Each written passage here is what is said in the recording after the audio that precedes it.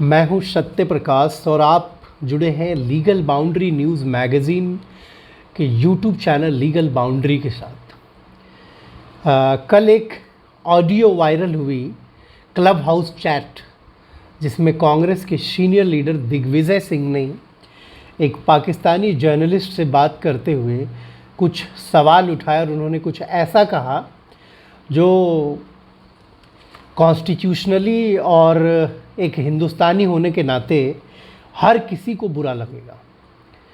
उन्होंने बात की कि रिलीजियस फंडामेंटलिज़म जो है वो हिंदुस्तान में बहुत ज़्यादा एग्रेसिव हो गया है और कश्मीर में जमहूरियत was not there before abrogation of article 370 and 35A।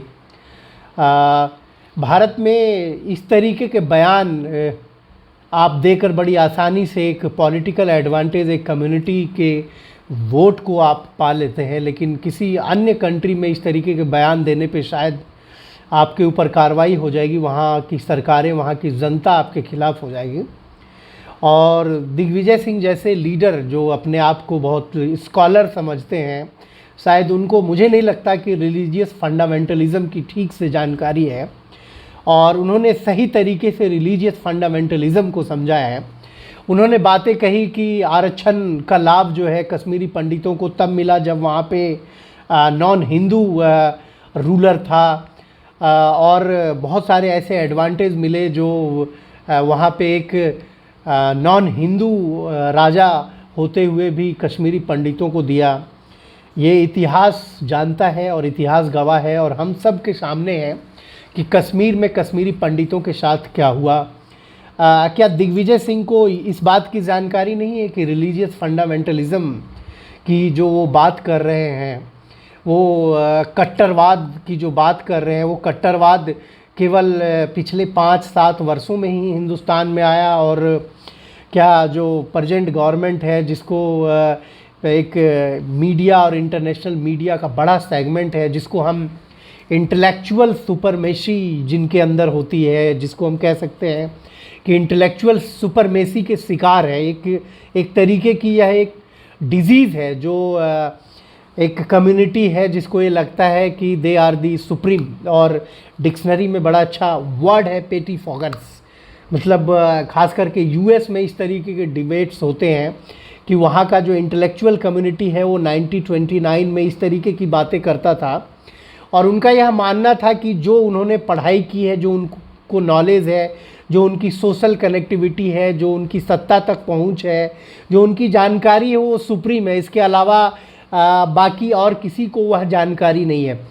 आज हिंदुस्तान वही रिलीजियस जो फंडामेंटलिज़म की बात कर दिग्विजय सिंह ने उठाई है, उससे यह प्रतीत होता है कि जो इंटेलेक्चुअल सुपरमेसी है, आप यूट्यूब चैनल्स या सोशल साइट्स पे देखें तो एक ग्रुप है जिसका फॉलोअर्स है कि आप एंटी हिंदू बात करेंगे, इंडिया के अगेंस्ट बात करेंगे तो उनके फॉलोअर्स रैपिड बढ़ते हैं। उनको एक बड़ा सेगमेंट है जो वहाँ पे फॉलो करता है और वो हमेशा रिलीजियस फंडामेंटलिज़म की एडवोकेसी करते हैं।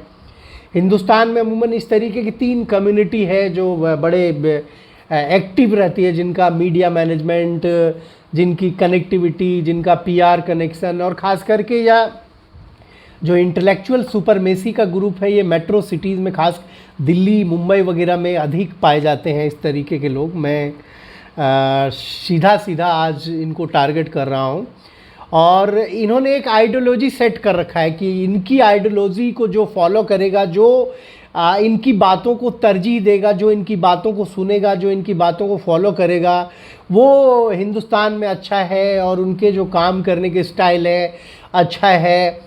और इस इंटेलेक्चुअल सुपरमेसी के जो शिकार लोग हैं और ये लोग कभी इस बात को स्वीकार नहीं करते हैं कि इनको कोई चैलेंज कर दे। जैसे कि 2012 में अन्ना हज़ारे के मूवमेंट में, जब अन्ना हज़ारे मूवमेंट में बैठे, धरना में बैठे, तो अरविंद केजरीवाल जैसा एक साधारण आदमी आके बड़े अच्छे से उन्होंने देश की जनता को समझाया, कन्विंस किया और पूरे देश को कनेक्ट किया और वो पॉलिटिक्स में आए। तो उस समय जो यही इंटेलेक्चुअल सुपरमेसी ग्रुप जिनके माइंडसेट है, जो दिग्विजय सिंह जैसे लोग हैं, जिनको ये लगता है कि they are having the extreme knowledge of the world, culture, society and socialism, communalism, fundamentalism, constitutions, ये इस तरीके की सोच रखते हैं। वो अपनी आइडियोलॉजी को प्रमोट करते हैं। और इस आइडियोलॉजी के लोगों ने जब 2012 में अन्ना मूवमेंट स्टार्ट हुआ, 2013 में जब अरविंद केजरीवाल चुनाव में आए, तो उन्होंने बड़े इजी वे में लिया कि एक साधारण आदमी क्या कर लेगा, अरविंद केजरीवाल कैसे एक 70 वर्षों से देश में राज कर रही उस पार्टी को हरा देगा एक साधारण आदमी जो केवल हवाई चप्पल में घूमता है। और देश की जनता ने समझा कि ये कम्युनिटी देश के लिए एक डेंजर कम्युनिटी हो गई है। आप पूरे वर्ल्ड में इस तरीके की कम्युनिटी बहुत कम ही देखेंगे जो अपने देश के खिलाफ ही लिखते हैं। आपकी पॉलिटिकल आइडियोलॉजी डिफरेंट हो सकती है, आपकी आइडियोलॉजी डिफरेंट हो सकती है, लेकिन आप नेशनलिज्म के खिलाफ हो जाए, आप नेशन के खिलाफ बातें करें, इन सब चीज़ों का एक हिंदुस्तान में पिछले कुछ वर्षों से बाढ़ आया।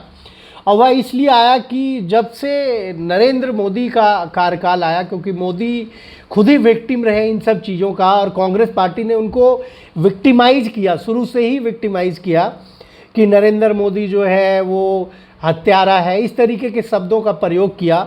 और यहाँ तक कई कांग्रेसी और लेफ्ट पार्टीज़ और अन्य पार्टियों ने तो यूनाइटेड स्टेट को लेटर भी लिखा कि भाई मोदी की एंट्री बैन की जाए।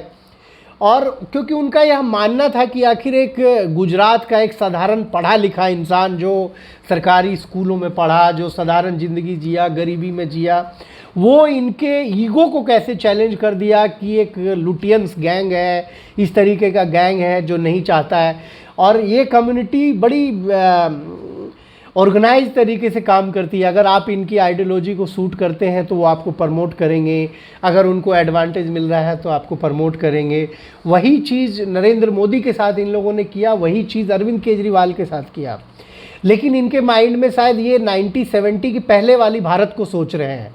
तब एक अखबार होता था, एक एडिटर होता था और 10 जर्नलिस्ट होते थे जो गांव में जाके या शहरों में जाके कुछ लिख देते थे, और लोग ये समझ नहीं पाते थे कि उनका सत्ता से क्या कनेक्शन है, उनका ब्यूरोक्रेसी से क्या कनेक्शन है, उनको क्या एडवांटेज मिल रहा है, वो समझ नहीं पाते थे। और आज के टाइम में जब सोशल मीडिया का दौर आ गया, मोबाइल कनेक्टिविटी हो गए, लोग जब ग्लोबली कनेक्टेड हैं, लोगों ने पढ़ना शुरू किया। जो 1970 में एजुकेशन का रेशियो हिंदुस्तान में था वो कुछ और था और आज का एजुकेशन रेशियो कुछ और है। तो हर किसी ने पढ़ाई कर ली, हर किसी ने अब सोचने की क्षमता डेवलप कर ली। हर कोई अब 18 साल का युवक भी समझने लगा कि कौन आदमी क्या बोल रहा है और किसकी आइडियोलॉजी किस चीज़ में है और क्या उसका एडवांटेज है। जो सेक्युलरिज्म की बात दिग्विजय सिंह कर रहे हैं अपने ऑडियो में कि सेक्युलरिज्म को बार बार भारतीय जनता पार्टी चोट कर दी है। सेक्युलरिज्म कोई वो नहीं है कि एक आइडियोलॉजी है। सेक्युलरिज्म हिंदुस्तान में एक पॉलिटिकल टूल है। इस पॉलिटिकल टूल को एक कम्युनिटी को आप बेवकूफ़ बनाइए कि हम सेक्युलर हैं करके उस कम्युनिटी के सामने एक टेरर क्रिएट कर दें आप कि भाई हम तो सेक्युलर हैं, हम सब की बात करते हैं, और उसका डर दिखा के आप इस तरीके की बात करके लोगों को बेवकूफ़ बना के रूल करने की बात करें। चाहे दिग्विजय सिंह हो, चाहे यह इंटेलेक्चुअल सुपरमेशी वाली ग्रुप हो, इनके साथ एक सबसे बड़ी प्रॉब्लम ये है कि यह जो 1970 का एजुकेशन का स्टाइल था उसको यह 2021 में अडॉप्ट करना चाह रहे हैं, जो इनको बार बार इनके ईगो को चैलेंज लगता है, और उस ईगो के चैलेंज के चक्कर में ये एंटी नेशनल भी हो जाते हैं।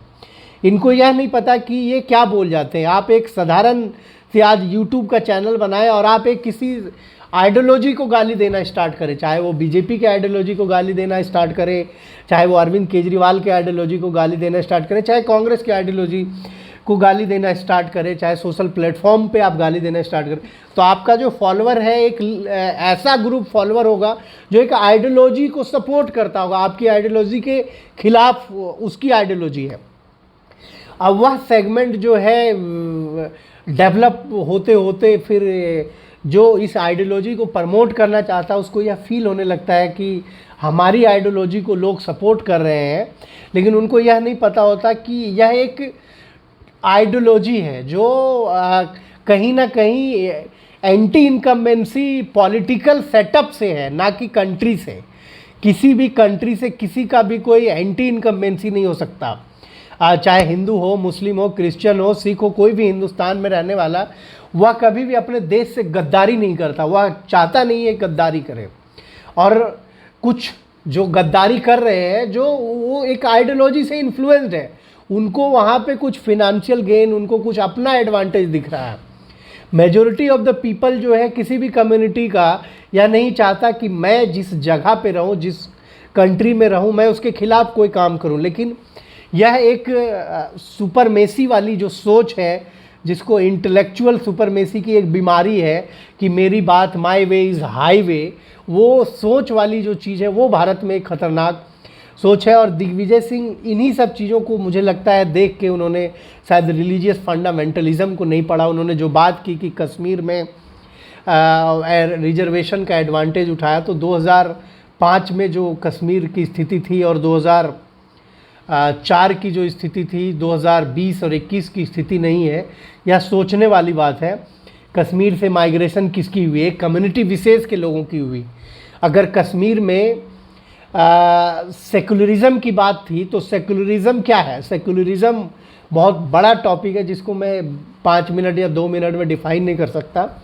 सेकुलरिज्म क्या थोड़ी ये कहता है कि आप एक कम्युनिटी के लोगों को मारो। कांग्रेस की अगर ये आइडियोलॉजी है तो उस आइडियोलॉजी वैसे समय में कहाँ चली जाती है जब एक पर्टिकुलर रिलीजन के लोगों को वहाँ से माइग्रेट करने के लिए मजबूर कर दिया गया। दिग्विजय सिंह एक साइकोलॉजिकल, उन्होंने एक वॉर छेड़ने की कोशिश की कि ऐसे बात करके हम जो एक कश्मीर का सेंटिमेंट है, जो हम मुस्लिम का सेंटिमेंट है, उसको अपने फेवर में करेंगे। लेकिन हिंदुस्तान का मुस्लिम ये नहीं चाहता कि पाकिस्तान जो है कभी भी भारत की तरफ आंख उठा के देखे। ये कुछ इस तरीके के पॉलिटिशियंस हैं जो अपने इल माइंडसेट की वजह से इस तरीके की बयान देते हैं और कांग्रेस पार्टी को ही नुकसान करते रहते हैं, क्योंकि उनको शायद खुद भी नहीं पता होता वो बोल क्या रहे हैं, वो डिक्शनरी में उसकी मीनिंग क्या है शायद वो पढ़ते नहीं हैं। उनके दिमाग में वही चीज़ है जो 1970 में उन्होंने पढ़ा था। और 1970 का भारत नहीं है, ये 2021 का भारत है। आपके रिलीजियस फंडामेंटलिज्म को बहुत अच्छे से समझता है। आप समझते हैं कि मैंने जो जाके बुक्स पढ़ी यूएस में वो अब हिंदुस्तान में शायद लोगों ने नहीं पढ़ा, तो ये आपकी गलत फहमी है।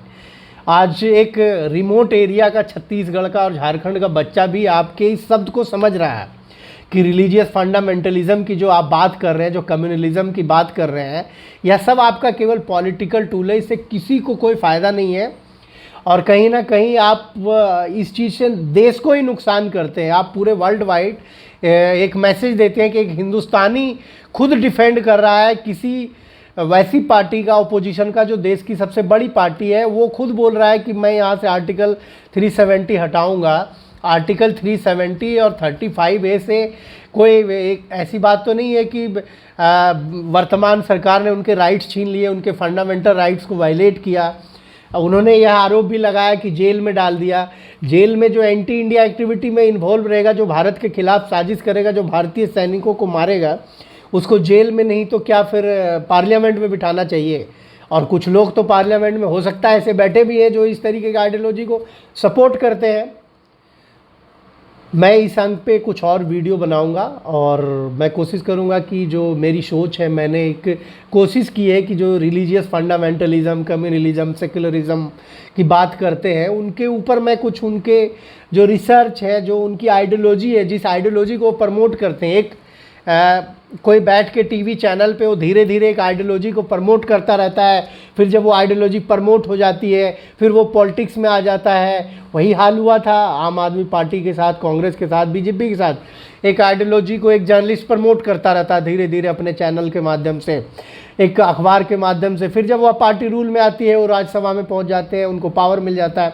वही हाल ब्यूरोक्रेसी की है। ब्यूरोक्रेसी एक आइडियोलॉजी को प्रमोट करते रहती है और ऐसे आरोप तो अब जुडिशरी पे भी लगने लगे, क्योंकि देश के चीफ जस्टिस भी पॉलिटिकल पार्टी से एफिलिएट हो गए, पॉलिटिकल पार्टी की आइडियोलॉजी की बात करने लगी। तो एक आइडियोलॉजी को प्रमोट करते हैं, लेकिन आइडियोलॉजी प्रमोट करने का मतलब ये नहीं है कि आप कंट्री के खिलाफ हो जाए, आप नेशनलिज्म के खिलाफ हो जाए, आप अपने ही देश के खिलाफ बयान देने लगे जिससे देश की इंटीग्रिटी को खतरा हो। धन्यवाद। आप लीगल बाउंड्री यूट्यूब चैनल को सब्सक्राइब करें, लाइक करें, शेयर करें।